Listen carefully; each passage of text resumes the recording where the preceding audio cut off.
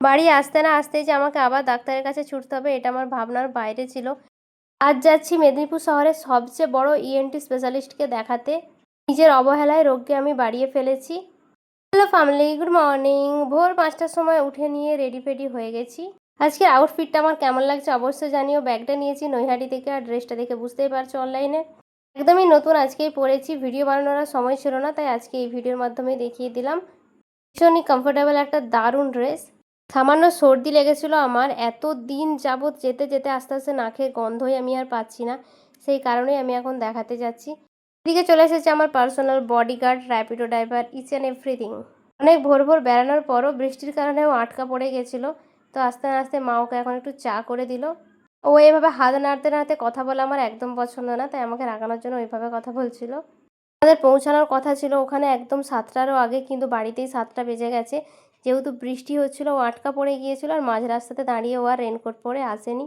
জানি না কতই নাম হবে, ওখানে 5টা থেকে বোধহয় মানুষ লাইন দিয়ে দৌড়ে যায়।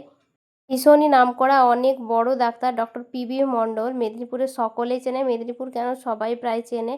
মেদিনীপুর শহরের সবচেয়ে বড় ইএনটি স্পেশালিস্ট ডক্টর আমি যতদূর জানি। এই ভিডিওটা দেখছো এবং ওনার কাছেও কেউ ট্রিটমেন্ট করিয়েছো, এরকম কেউ থাকলে তোমাদের অভিজ্ঞতাটাও আমার সাথে শেয়ার করো। মানুষ ওনাকে ভগবান বলে। আমি আর ছোটোখাটো কোনো ডাক্তারকে দেখাচ্ছি না, বেকার এক্সট্রা এখানে ওখানে টাকা না দিয়ে একবারে ভালো জায়গায় দেখানোই ভালো।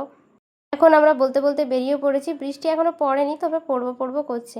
যেতে আমাদের 1 ঘন্টার মতো পুরোপুরি লাগবে। তোমাদের হেল্পের জন্য আমি একটু বলে রাখি, ওনার ফিস হচ্ছে 1000 টাকা। এরপর ওষুধের যা খরচা হবে সেটা তো তোমাদেরকে দিতেই হবে। বলতে বলতে মাঝ রাস্তায় বৃষ্টি শুরু হয়ে গেছে, তো আমরা এখানে এখন রেনকোট পরে নিয়েছি। রেনকোট পরতে আমার ভীষণ বিরক্ত লাগে। এদিকে খরগোশের মতো কান নাক সব ঢেকে নিয়ে চুপটি করে বসে আছি। এখানে কথা বললে এখন আমাকে বকা খেতেই হবে। ঝোড়ো কাকের মতো ভিজে এখন চলে এসেছি। বসেছি একটা দোকানে, চেম্বারের সামনেই। নাম লেখানো হয়ে গেছে, নাম গিয়ে পৌঁছেছে আমাদের সেই 45-এ।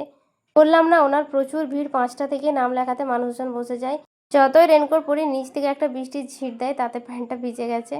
ওনার ফোনে নাম লেখানো হয় না, চেম্বারে এসেই নাম লেখাতে হবে, সেই কারণেই দেরিটা হয়ে যায় সবার। চেম্বারটা একদমই ভিটু শপিং মলের উল্টো দিকের গলিতে। এদিকে ও নিয়েছে চা, আমি একদমই চা খাই না, সেই জন্য আমি অর্ডার করেছি ডিম টোস্ট। হাতটা আমার কাটাই ছিল, আবার যেহেতু বৃষ্টির জলে ভিজলো, চেনে লেগে পুরোপুরি রক্ত বেরোতে শুরু করে দিয়েছে। ডাক্তারকে তো আমি সাথে নিয়েই ঘুরি, ওর কাছে মোটামুটি সব কিছুই আছে। যাই হোক, এটা সময় মতো না পেলে কিন্তু আমার ভালোই পরিমাণে রক্ত যেত।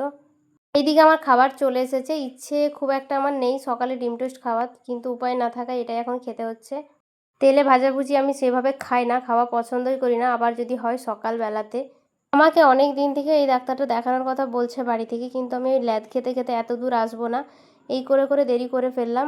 তারপর ভাবলাম এবার যেতেই হবে। তারপর আমরা চলে এলাম ভিটুতে, যেহেতু উল্টো দিকে ভিটু ছিল, আর আমাদের হাতে এখন অগাধ সময়। একটু কালেকশানগুলো দেখছিলাম, বেশ কম দামে দামে দেখছি এখানে ছেলেদের শার্টগুলো পাওয়া যাচ্ছিল। যেমন দাম তেমন কোয়ালিটি, তবে কিছু কিছু দেখলাম দাম অনুযায়ী কোয়ালিটি সত্যিই ভালো। ভিটু খুব সম্ভবত শুনছি নাকি বন্ধ হয়ে যাবে, কিছু ঝামেলা চলছে। সেই সব নিয়ে মাথা ব্যথা করে আমার লাভ নেই, এসেছি যখন একটু দেখে চলে যাচ্ছি। এখানে আমি অনেক ভিডিও বানিয়েছি, ওমেন কালেকশানটা পুরোটা ঘুরিয়ে তোমাদেরকে আমি পরের ব্লগে দেখাবো। তারপর চেম্বারে এলাম, এসে নিয়ে দেখছি প্রচণ্ড পরিমাণে ভিড়। মানুষ মানে বেঞ্চ দেওয়া থাকে ভেতরে, সেটা ভর্তি হয়ে যেতে নিচে বসে আছে, এত ভিড়। এখানে থাকতে একদমই ভালো লাগছে না আমার, প্রচণ্ড বিরক্ত লাগছে। সাথে এইদিকে গুঁড়ি গুঁড়ি বৃষ্টি আবার শুরু হয়ে গেছে, একটা অস্বস্তিকর বদ্ধ পরিবেশ। ওই যে দেখা যাচ্ছে মেন রাস্তার ধারে ভিটুর লোগোটা, সোজা এই যে গলিটা, এই গলিটা থেকে এসে এই সাইড এটা বেঁকে একদমই বাম দিকে এই ইয়েলো কালার বাড়িটা, এটাই চেম্বার। অনেকক্ষণ পর এলাম আবার দোকানে খাওয়ার জন্য। এখন 11:30টার মতো বাজছে। নিয়েছি আমার খুবই পছন্দের ঘুগনি আর মুড়ি। জানি না কখন ভাত খাবো, সেই জন্য মাঝখানে আমরা একটু খেয়ে নিলাম। এইদিকে ও এতক্ষণে খাচ্ছে ডিম টোস্ট।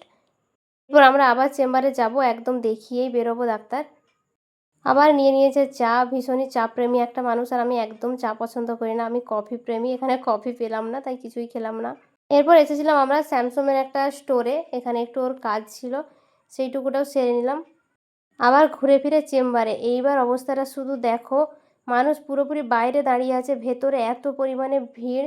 65 জনের মতো নাম লেখানো হয়ে গেছে। মানুষ সেই ভোর থেকে এভাবে বসে আছে।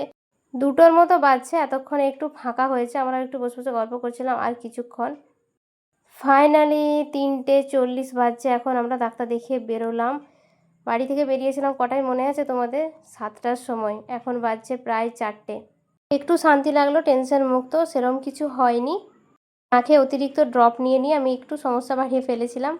ওষুধ কিনে বিরিয়ানি মহলে চলে এলাম বিরিয়ানি খেতে। এটা ঠিক হায়দ্রাবাদের উল্টো দিকে, প্রথমবার এলাম, অ্যাম্বিয়েন্সটা আমার বেশ ভালো লাগলো। এই যে এদিকে আমাদের বিরিয়ানি চলে এসেছে, পরিমাণেও অনেকটা দেয়, একদমই হালকা হালকা তেল।